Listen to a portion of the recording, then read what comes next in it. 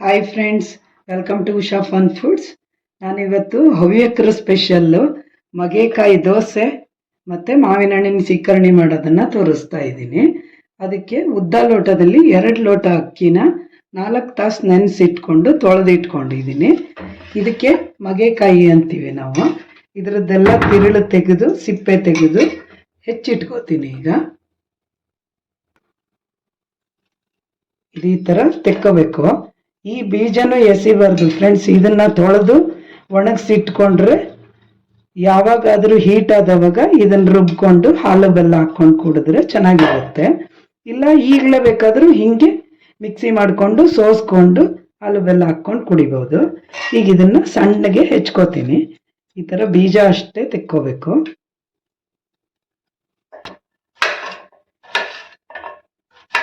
ಇದು ಮಿಕ್ಸಿಗೆ ಹಾಕೋದ್ರಿಂದ ಸ್ವಲ್ಪ ದೊಡ್ಡಕ್ಕೆ ಹೆಚ್ಕೊಂಡ್ರು ಏನೂ ತೊಂದರೆ ಆಗಲ್ಲ. ಈ ತಿರುಳನ್ನು ಕೂಡ ಹಾಕ್ಕೋಬಹುದು.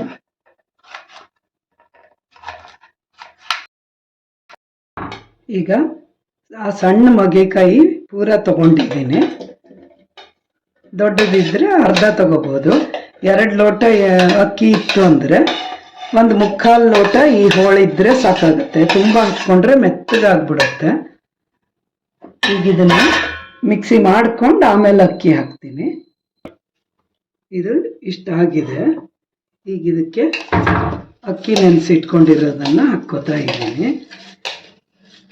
ಇದಕ್ಕೆ ಸ್ವಲ್ಪ ನೀರು ಹಾಕ್ಕೋಬೇಕು ಫ್ರೆಂಡ್ಸ್, ಇಲ್ಲಾಂದ್ರೆ ದೋಸೆ ಹಿಟ್ಟು ಚೆನ್ನಾಗಿ ಬರಲ್ಲ. ಈಗ ಇದನ್ನ ನುಣ್ಣಗೆ ರುಬ್ಕೊಂಡಿದ್ದೀನಿ ಫ್ರೆಂಡ್ಸ್. ರಾತ್ರಿ ಬೇಕಾದರೂ ರುಬ್ಬಿಟ್ಕೋಬಹುದು. ಬೆಳಗ್ಗೆ ರುಬ್ಕೊಂಡು ಮಾಡಿದ್ರೆ ಸಪ್ಪಿಯಾಗಿ ಚೆನ್ನಾಗಿ ಬರುತ್ತೆ. ಈಗ ಮಾವಿನ ಹಣ್ಣಿನ ಸೀಕರಣೆ ಮಾಡ್ತೀನಿ ಫ್ರೆಂಡ್ಸ್.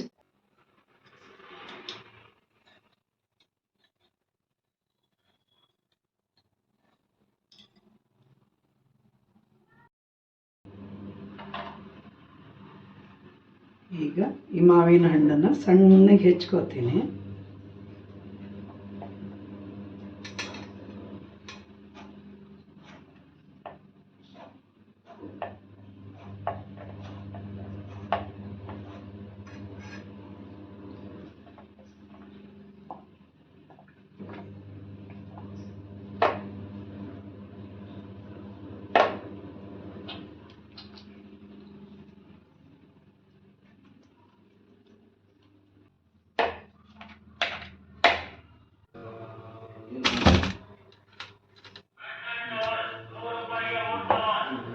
ಈಗ ಹೆಚ್ಕೊಂಡಿರೋದನ್ನ ಈ ಪಾತ್ರೆಗೆ ಹಾಕ್ಕೋತೀನಿ. ಅದರ ಜೊತೆ ಮಾವಿನ ಓಟೆನಲ್ಲಿ ಇರುತ್ತಲ್ಲ ಅದನ್ನೆಲ್ಲ ಕಿವುಚಿಟ್ಕೊಂಡಿದ್ದೀನಿ. ಇದಕ್ಕೆ 1 ಚಿಟಿಕೆ ಆಗೋಷ್ಟು ಉಪ್ಪನ್ನ ಸೇರಿಸ್ಕೋಬೇಕು, ಅಂದರೆ ಟೇಸ್ಟ್ ಚೆನ್ನಾಗಿರುತ್ತೆ ಫ್ರೆಂಡ್ಸ್. ಹಣ್ಣೆ ಸಿಹಿಯಾಗಿರುತ್ತೆ, ಆದರೂ ಸ್ವಲ್ಪ ಸಕ್ಕರೆ ಸೇರಿಸ್ಕೊಂಡ್ರೆ ಚೆನ್ನಾಗಿರುತ್ತೆ. ಸಕ್ಕರೆ ಅಥವಾ ಬೆಲ್ಲ ಏನು ಬೇಕಾದರೂ ಮಿಕ್ಸ್ ಮಾಡ್ಕೋಬೋದು.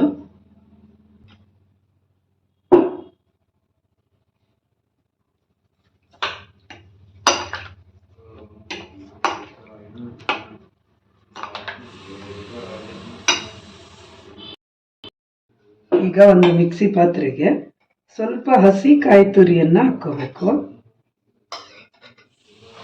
ಈ ಬೌಲಲ್ಲಿ 1 ಬೌಲ್ ಹಾಕ್ಕೊಂಡಿದ್ದೀನಿ, ಚಿಕ್ಕದು ಇದು. 2 ಮಾವಿನ ಹಣ್ಣಿಗೆ ಇದರಲ್ಲಿ 1 ಕಾಯಿ ತುರಿಯನ್ನು ತಗೊಂಡಿದ್ದೀನಿ. ಆಮೇಲೆ ಸ್ವಲ್ಪ ಏಲಕ್ಕಿಯನ್ನು ಹಾಕ್ತಾ ಇದ್ದೀನಿ. ಮಿಕ್ಸಿ ಮಾಡಿ ಆದರೂ ಹಾಕ್ಕೋಬೋದು, ಇಲ್ಲ ಅಂದರೆ ಪುಡಿ ಮಾಡಿ ಆದರೂ ಹಾಕ್ಕೋಬೋದು. 4 ಏಲಕ್ಕಿನ ಹಾಕ್ಕೊಂಡಿದ್ದೀನಿ.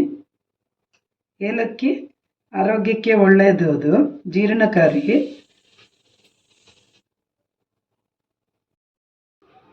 ಈಗ ಇದಕ್ಕೆ ಸ್ವಲ್ಪ ನೀರು ಹಾಕಿ ನುಣ್ಣಗೆ ಮಿಕ್ಸಿ ಮಾಡ್ಕೋಬೇಕು. ಈಗ ರುಬ್ಕೊಂಡಿರೋ ಕಾಯಿನ ಇದಕ್ಕೆ ಮಿಕ್ಸ್ ಮಾಡ್ತಾ ಇದ್ದೀನಿ.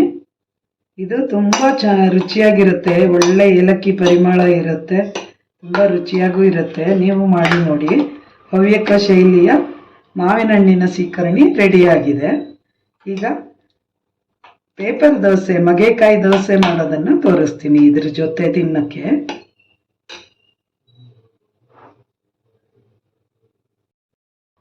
ಈಗ ರುಬ್ಬಿಟ್ಕೊಂಡಿರೋ ಮಗೆಕಾಯಿ ದೋಸೆ ಹಿಟ್ಟಿಗೆ ರುಚಿಗೆ ತಕ್ಕಷ್ಟು ಉಪ್ಪು ಹಾಕ್ಕೋತಾ ಇದ್ದೀನಿ.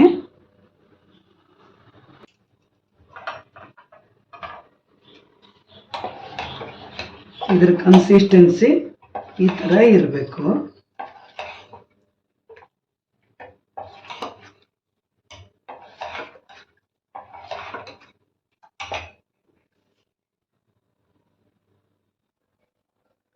ಈಗ ಈ ತವಾ ಕಾಯಕ್ಕೆ ಇಟ್ಕೊಂಡಿದ್ದೀನಿ. ಇದು ಕಬ್ಬಿಣದ ಬಂಡಿ ಫ್ರೆಂಡ್ಸ್. ಈ ಕಬ್ಬಿಣದ ತವಕ್ಕೆ ಚೂರು ಎಣ್ಣೆ ಹಚ್ಚಿ ಈ ಥರ ಸವರಿಟ್ಕೊಂಡಿದ್ದೀನಿ.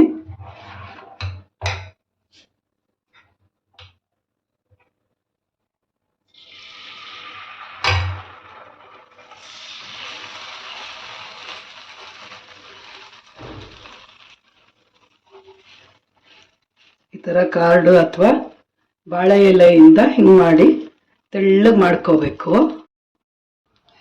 ಈಗ ಇದು ಗರಿಗರಿಯಾಗಿ ಬರ್ತಾ ಇದೆ. ಎಷ್ಟು ಚೆನ್ನಾಗಿ ಕಾಣ್ತಾ ಇದೆ ಅಲ್ವಾ ಫ್ರೆಂಡ್ಸ್?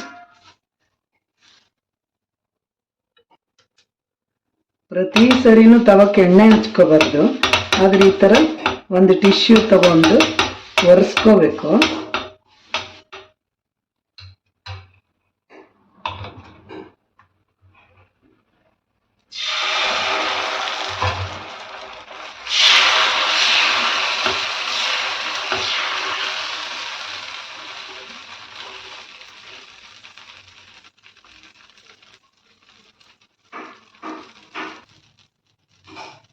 ಈ ಥರ ಎಲ್ಲ ಕಡೆನೂ ಒಂದೇ ಥರ ಬೇಯಬೇಕು.